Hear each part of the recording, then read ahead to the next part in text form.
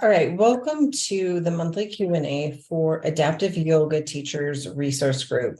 So I know it's summer. I know people are really busy. I'm recording this because people can watch it when it's convenient for them. I do have a laundry list of topics that people message me throughout the month that they kind of want to just go over. So I'm just going to jump right in. I'm going to try to limit this to 30 minutes just so people have time to watch it or listen to it while they're commuting. And it's not daunting because I don't know about you guys, but watching videos or listening to podcasts that go on and on and on is just too much for my head. Okay, so some of the topics that people wanted to know about, one of the ones that Sweet Lisa in the group has asked about a couple times is marketing, especially email lists, like getting permission for emails. And then what do you do with that? So here's what I'm going to tell you. Way back in the very beginning of my business, I used MailChimp.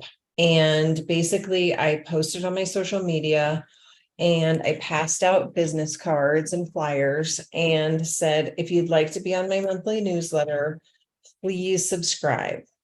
Here's a link, or here's my email, or give me your email.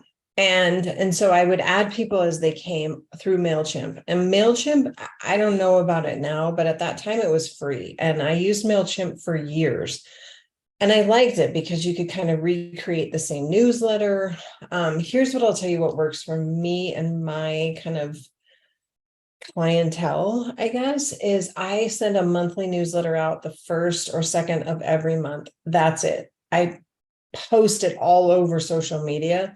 But as far as like somebody in an inbox, getting something in an inbox, I only do once a month, unless I have like a super popular event coming up, but this is more in the typical yoga realm, not so much the assisted living adaptive yoga realm. So for my email distribution list, I transferred from MailChimp, which worked really well for me for a long time, to the Spark Adobe or Express Adobe kind of beautiful glide show newsletter. And I'm happy to share that in the group of what I use as a monthly newsletter. I can recreate this monthly newsletter every single month. I have years and years of them. So for me on the backside that people don't really know is all I have to do is duplicate the newsletter from August of 2022 or 2021, change the dates, change sort of the offerings, maybe change a little bit of the message, and then voila, it's done. So it takes a little bit of time to initiate that, but here's why I moved away from email. The research has shown, and I did a lot of Googling on this, but the research has shown people don't open emails. People will open a text. People will open a text within 3 seconds of getting a text message, where emails, they get lost. If they don't open it the day you send it, it gets buried and never opened. So I do have an email distribution list. I think it's like, I don't know, like 300 or 400 people that get my monthly newsletter through email. Some people have said, I don't want it in a text. I only want it in email. Other people, I created during COVID times, Project Broadcast, which is something that you pay for every month, but it basically is a texting platform that uses a business number. So I have my personal cell phone number that I do my everyday kind of family personal communication through. And then I have a business number that I send out my newsletters from, special promos, events. This is all like a typical people population. So I have two kind of working businesses. I have my yoga business that I market for traditional students that come to my studio, that come to the park, that purchase essential oils, that buy the body butter that I make, that blends that I make, wellness coaching, mindfulness training, sort of typical side of the world. They're on that. They're getting that text.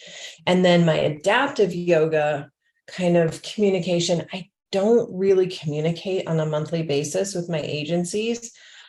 I email them a recap of every class I taught. So for example, Tomorrow I'm in 5 homes. So the agency COO, who is very responsive, all of them are, but this particular agency is, she would get an email first thing in the morning that says, I'm hitting these 6 houses and they're numbered. Some of them are listed by the street name, but they're numbered. So here's where I'm going. Then what she'll do is she'll send an email to those homes and say, hey, the yoga girl's coming to these locations. Then at the end of the day, I give her a recap.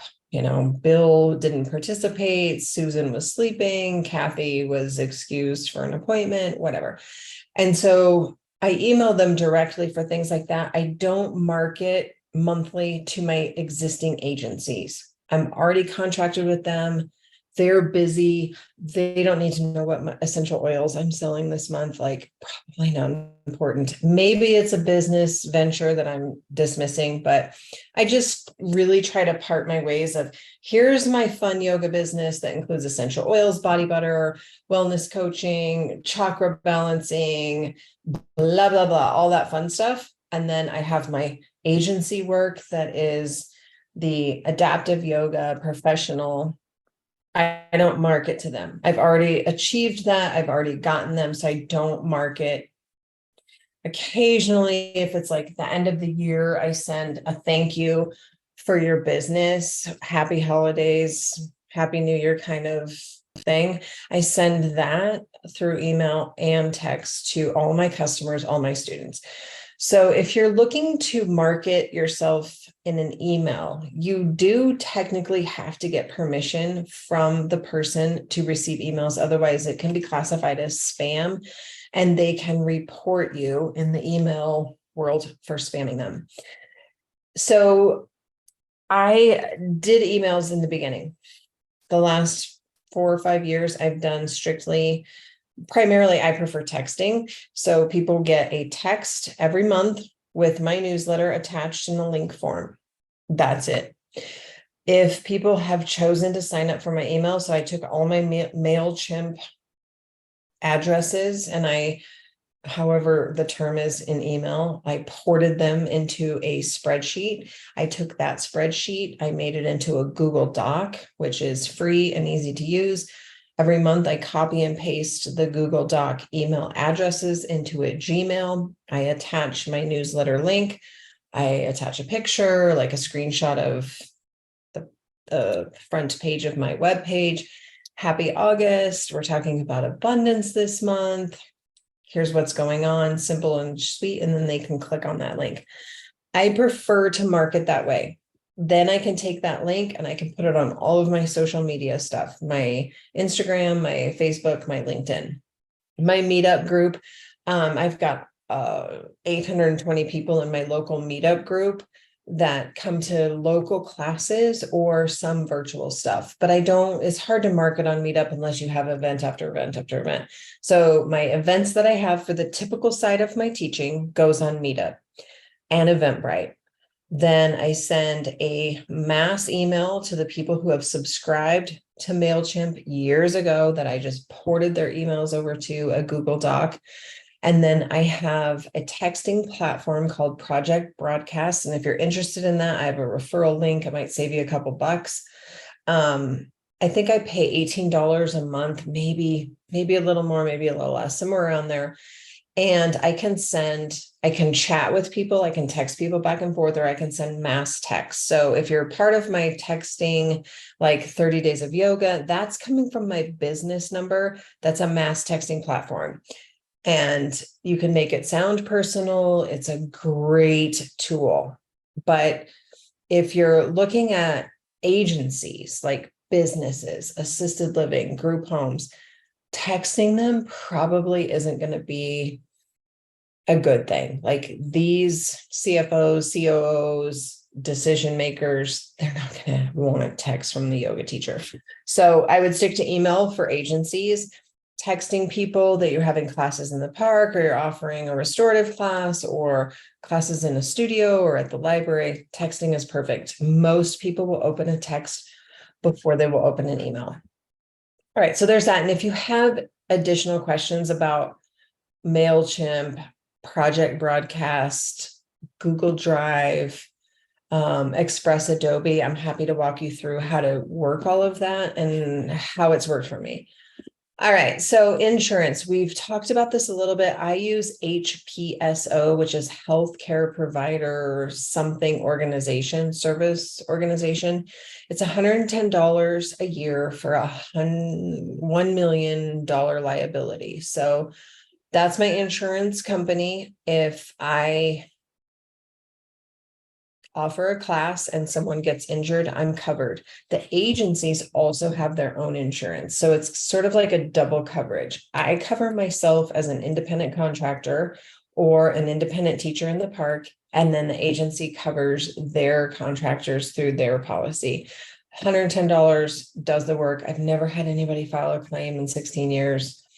I do have waivers that people sign if they attend a class. This is not agency. So forget about assisted living for a second. If somebody comes to my studio or they take a class in the park, one time they sign a waiver that is signing their life away that they will not sue me if they get injured. And then I also have a photography kind of addendum to the waiver. For a while there, I was needing to have images for marketing. And so people could either say, yes, I am okay with my picture being taken, or no, I don't want my picture taken. I don't take photographs anymore. And the only photographs I take in an agency is of feet or hands, never of anything recognizable. If it's a tattoo, I avoid it. No faces, no heads. No amputated limbs, nothing that would be recognizable, because I use those images for marketing and I don't want to exploit that individual. So insurance is important. It's a must-have if you're teaching yoga in any platform. Online, must-have. So one of the questions throughout the month came as, I'm teaching classes online. How do I get them to sign a waiver? I, again, use Google Docs, Google Forms. So if you would like to have access to my videos, fill out this Google Doc, name, phone number, email, and a checkbox of, yes, I release liability, of Stacie Wyatt, of Embracing Spirit Yoga, blah, blah, blah. I can send it to you. And then they click that, then they have access to my library. It's probably not 100% seal proof, legitimate. I mean, it's legitimate, but it's not like, it's not a paper waiver. People who come to the park, they sign a paper waiver. I file it in my file box. You only have to sign it once. Online is tough because, like, my YouTube channel is public. Anybody can take a class. Am I putting myself out there to be screwed? Maybe, but I don't worry about it. Like, I just don't worry about it. So most of my videos on my YouTube channel are public. Some of them aren't. Like, if you pay for my chakra series, those videos are not going to be public. Like, people have paid money. If it's just access to my library that I'm hoping or expecting in some kind way that people donate to, great. You know, you fill out the Google Doc, you get access to any new videos, but it's really hard on YouTube because you can get a subscriber. They don't have to sign a waiver. But I know, when I was telling Lisa this month, I take a ton of fitness classes on YouTube, weight training. I never sign a waiver. I just click play, 15-minute arm workout, and I'm good to go. I don't know. Maybe we're all opening ourselves up to a can of worms, but I just don't worry about it. Agencies, when I have the contract with them that says, here's my hourly rate, except I don't do hourly. I do a class rate because most of my classes are not an hour. They're 30 to 45 minutes. So I have a session rate versus an hourly rate. My session rate is listed in my contract. Here's what I will provide to your residents in your homes. We sign, done, I file it. So by them signing that they're hiring me as an independent 1099 contractor, that waiver is assumed. And it's in the verbiage of my contract that the students that I'm providing yoga to are released from any liability on me. Okay. So using props and getting creative. I use props all the time. I have a bag that travels with me of straps. I bought like 2 10-packs of straps on Amazon, super affordable, not the greatest quality. They have the metal D ring, which is my least favorite kind of strap because they're noisy. But in this case, I don't care. Like, I'm just handing them out at assisted living. They're not in a super Zen studio where if you drop them on the floor, it's going to rattle everybody. Their D-rings are fine. So I have them in my Amazon shop, the ones that I have purchased for my classes. You can pop over there and look and see what I like. You might find something you like better. I do have in my studio, I have the plastic kind of tab and lock belts. Those are my preference for in studio because they're quieter when you set them on the floor. They don't all that noise. Blocks, I do have a big basket that I bought at Target. It's not a basket, like woven basket, but it's like a weaved fabric basket that I can put in my back seat, and I will occasionally pile, as many blocks as I can from my studio into this woven basket. And I use the blocks. So when we use a block in adaptive yoga, and let me just adjust my camera a little bit. I have a couple down here. So when we use a block in an adaptive yoga class, and in any class, be reminded that all we're doing is bringing the floor a little higher. Okay. So here I am. My floor is way down here. I might not be able to reach the floor. So if I have the block at the highest level, I've brought the floor 8 inches. Now my hands can reach the floor and all is good. If I flip it to the medium side, now I've risen the floor.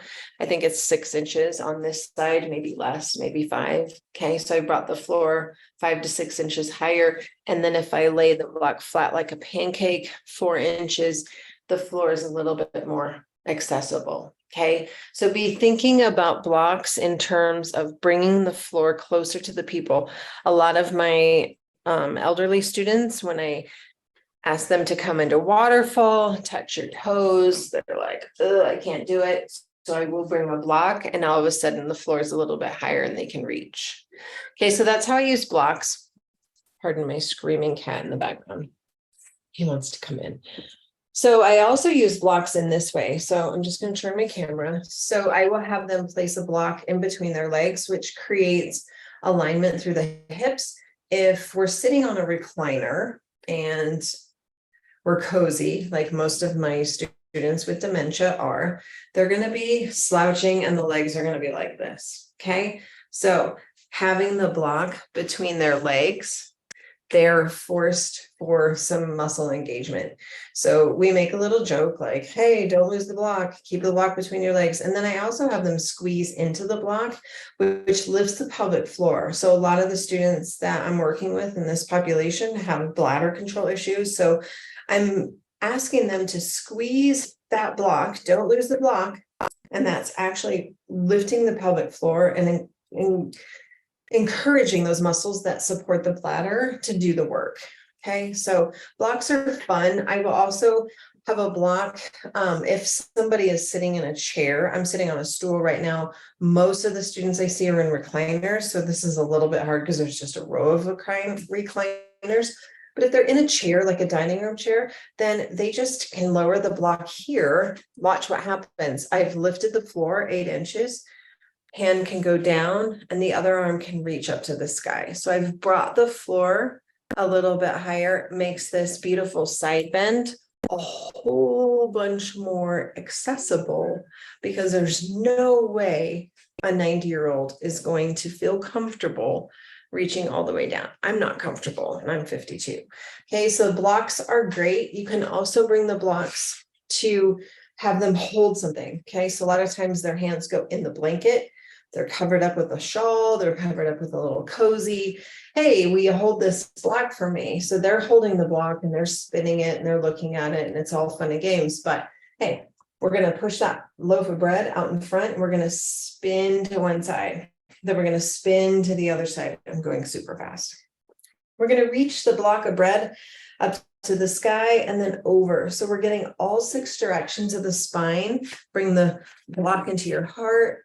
Push the block to me. So using blocks and belts can be amazing. I always use belts. Belts are just like standard for most of my students. Brain injuries, dementia, things like that. We can get that open expansion a little bit wider, like a Y shape. They can have some side bends that feel really, really good. And then a lot of the students don't have a lot of mobility in their legs. They're wheelchair bound. They're sitting most of the day in the recliners. So hooking the strap over the foot, we bend and lengthen. We draw some big circles, getting into the hip joint, and then we lift as high as we can. So straps are great. I encourage you, if you are going into homes, use straps. Blocks, I don't use them as much. Maybe I should, but I don't as much. The other thing that I found as far as prop wise that I've been loving is scarves. Like, I don't have them there in my car, but just like scarves. You can buy a 12-pack of scarves on Amazon, and they all different colors, and the ladies love them. Like, they will drape their face around them. They'll hold them in front of their face like genies. But you can take the scarf and you can make some figure eights. Everybody gets their favorite color, or you give them the color that comes out of your hand. Like, don't make a big deal about it. But pretty soon I'm taking this scarf and I'm floating it in a figure four. And then we're going to take the scarf and we're going to go above our head and we're going to circle it like cowgirls or cowboys. And then we're going to coordinate mind, body, and switch hands. And we're going to take some cowgirls and then some figure eights. So I'm asking them to use a non-dominant arm to create the same shape. Switch hands. We're going to make figure eights and cowgirls. And then we're going to lift it and drop it. I'll have them toss the scarf and catch it. And then with their non-dominant hand, toss it and catch it. So the question that people might get, how is that yoga? You're not doing sun salutations. You're not doing warrior two. You're not doing a sequence. I'm connecting. Okay. I'm getting people to move their body and I'm connecting with them in a way that's meaningful to them. And that is the essence of yoga. Okay. So I use props. I jokingly say on the side, sometimes I feel like a circus performer coming in with my bag of tools. But for people who are 80 plus living with end stage dementia, and your job is to move their body and to help them feel important and alive and valued and respected, you got to bring the scarves and the belts and the blocks. Like, you do whatever you can to get them out of their blanket and into living. Okay. So take advantage of doing some Google searches of senior citizen activities and pull from them. Like, every class that we teach as yoga teachers, we have pulled from different traditions. We have pulled from people who maybe taught us that sequence. It's okay to recycle what you know or what you've been given. Make it your own. Take something that feels good in your body, add a scarf, you're golden. Like, don't think too much about this. Getting people moving, getting them feeling good about themselves, connecting with them is where it's at. Okay. Themes, I've talked about this before. I think theming is crucial for a teacher to keep their sanity. Choose a monthly theme and embed it throughout every class you have. This month, August, is abundance. If you go all the way back to March, we cleared out the garden. We got rid of the trash and the weeds and the pollution that was clogging our heart. Things like fear, disappointment, shame, and blame. Get rid of them. Lots of twists, lots of purging. April, we planted seeds in the garden. What do I want to be this spring? Who do I want to become? This goes if you have end stage dementia, if you have a traumatic brain injury, if you're an able-bodied person coming to my studio. Who do you want to become? Let's grow it. I want to be more patient. I want to be more accepting, more tolerant. Let's grow it. May, we nurtured those seeds like they were tender. We poured love into our garden. June, we took some growth. We took some chances. We did some balance work in a chair or not. We did some work with crossing the midline that was confusing, but it was growth. Okay. July, we talked about freedom, that the only true freedom that we have is how we think and how we love.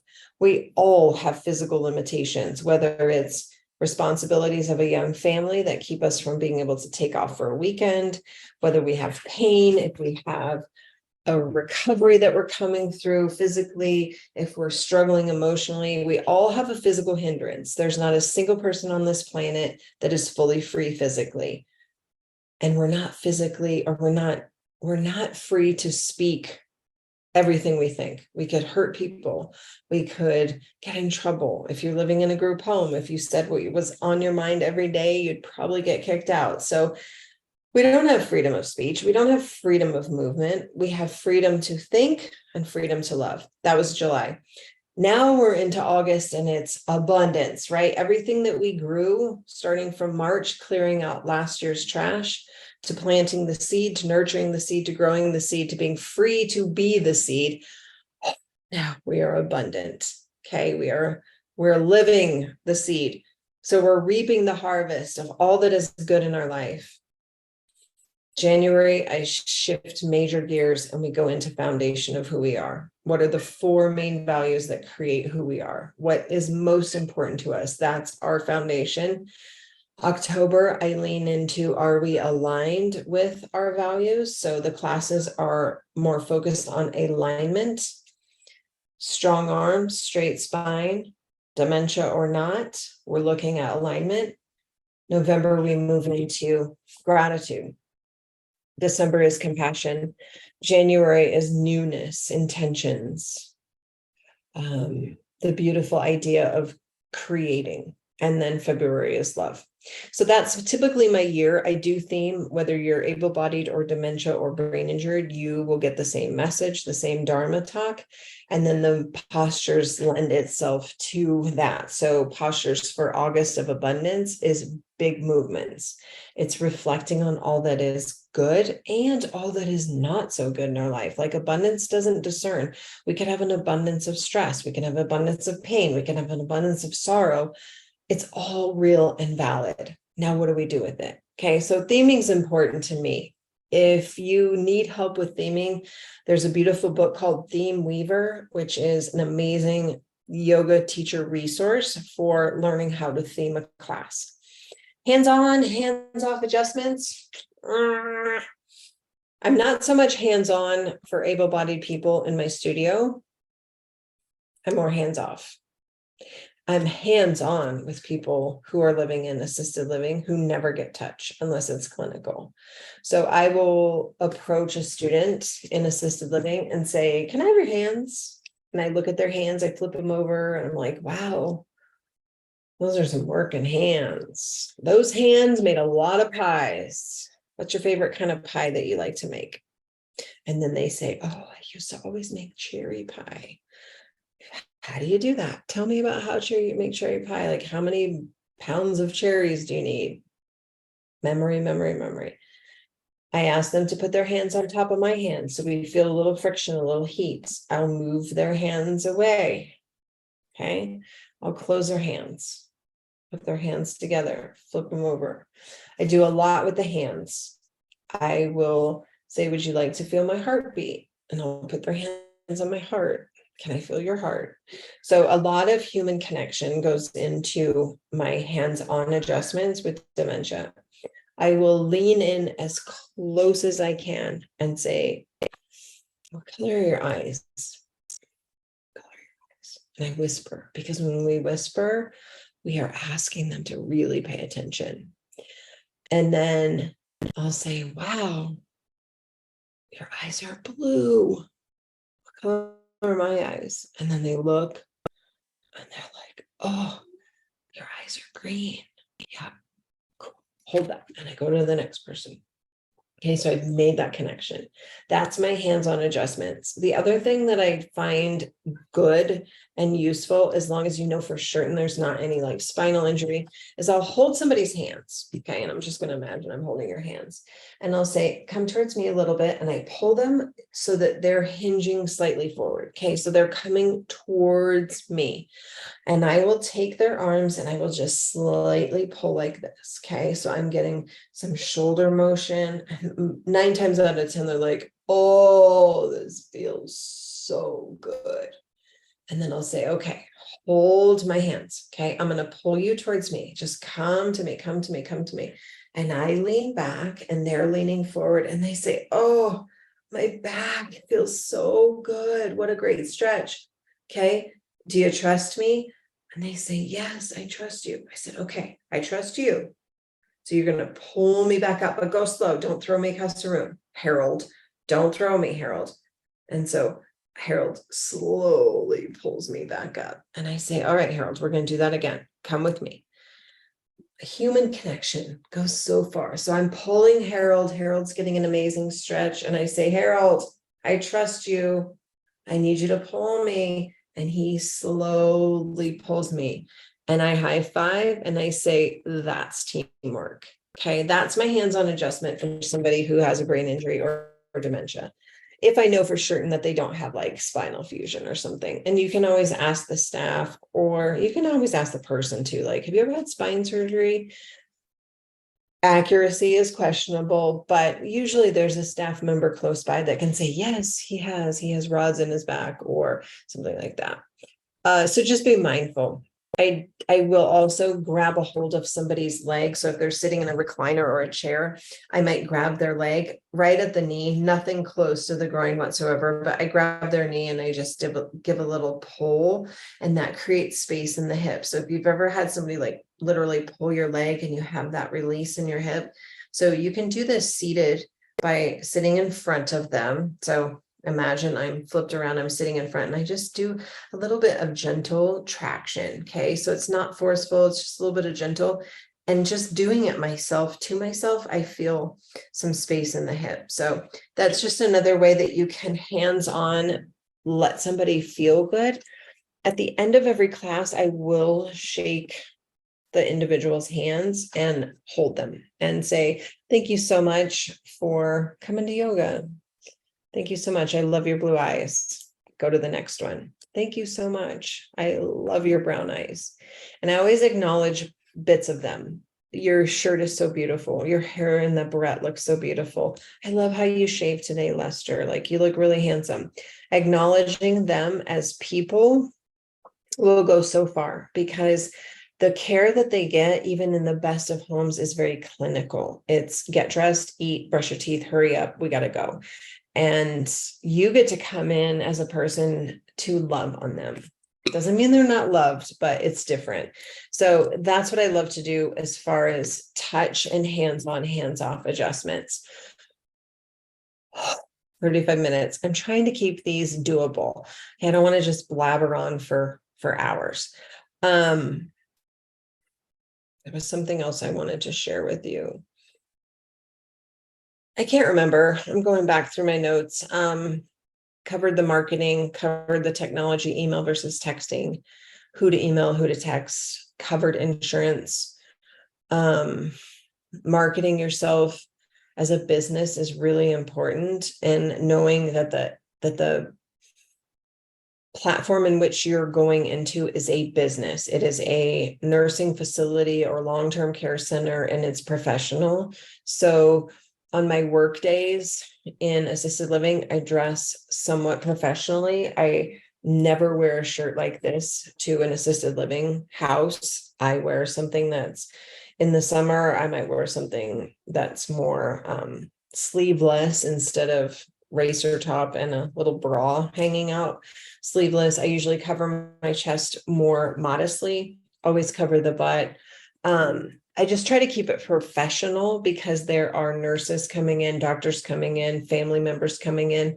And the last thing somebody needs who has been living alone with a brain injury, who's 45-year-old male, is somebody coming in scantily dressed. Like, that's not what you're here for. So I keep my dress in the work days very professional. I look like a yoga teacher in that I wear yoga clothes, but I keep it very professional.